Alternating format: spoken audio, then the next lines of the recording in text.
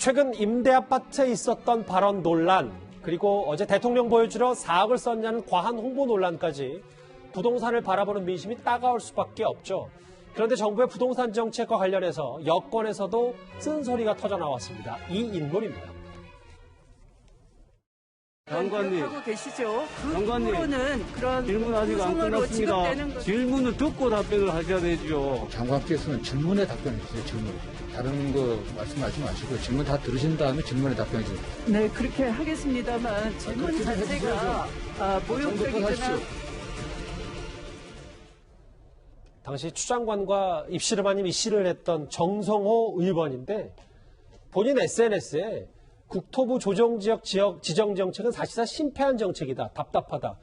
잘 짚어낸 꽤 이례적인데요. 저는 사실 너무 뒤늦은 양심 고백이 아닌가 싶고요. 국토부에서 이 조정지역 정책뿐만이 아니라 24번의 이 규제 정책을 내세웠지만 사실상 이 수도권의 집값을 보면 보수단체에서 지적하는 게 아니라 진보단체인 경실련에서 문재인 정부 부동산 올라도 너무 많이 올랐다 비판할 정도로 실패해온 게 팩트 아니겠습니까? 그런 부분에서 늦게나마 여당에서 자성의 목소리가 나온 것 같은데 이게 정치적으로는 이렇게 좀 해석이 가능할 것 같아요. 이 정성호 의원 같은 경우는 방금 보신 화면처럼 추미애 장관과 약간의 갈등도 있었지만 그 이전부터 사실상 민주당 내 비주류에 속하는 친이재명계로 분류가 됩니다. 그렇다면 차기 대권 주자 중 한 명인 이재명 지사나 이재명계가 지금의 흐름에서 이 정부가 주도하는 부동산 정책에 우리가 발을 맞추다가는 이게 국민의 지지를 받지 못하겠다. 그동안 민주당 내부에서 찾아보기 힘들었던 여당 내 야당 역할을 이제는 서서히 하면서 대권 구도가 좀 본격화되는 것이 아닌가. 이 과정에서 친문 그룹은 조금씩 힘을 잃어가고 여러 가지 어떤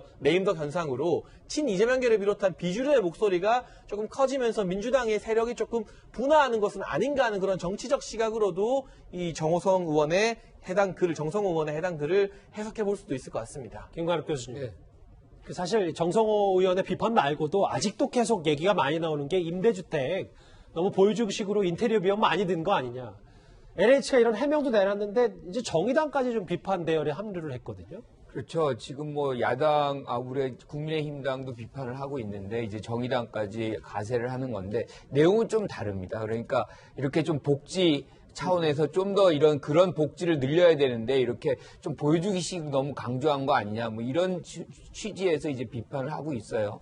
그러니까 지금 정의당의 입장은 규제를 뭐 풀어라 뭐 이런 형태의 어떤 비판이 아니라 실질적으로 뭐 규제라든가 뭐 현 정부가 하는 어떤 복지 이 부동산 정책은 그대로 유지하지만 좀 더 복지적 차원에서 좀 더 늘려야 되는 거 아니냐 뭐 이런 얘기를 하고 있는 거죠. 그래서 실질적으로 본다 그러면 사실은 현 정부가 이 부분에 대해서는 약간 좀 솔직할 필요가 있겠다. 그러니까 뭔가 잘못된 부분이 있다 그러면 그 부분에 대해서 받아들이고 그 부분을 좀 보완하는. 그러니까 규제는 필요합니다. 다주택자라든가 이런 부분에서 우리가 실질적으로 규제가 상당히 필요한 부분이 많은데 그 사이에 우리가 또 해야 되는 것 중에 하나가 공급을 늘렸어야 되는 부분이 있었죠. 근데 그 부분에서 굉장히 미흡했던 거는 모두가 다 인정하는 부분이거든요.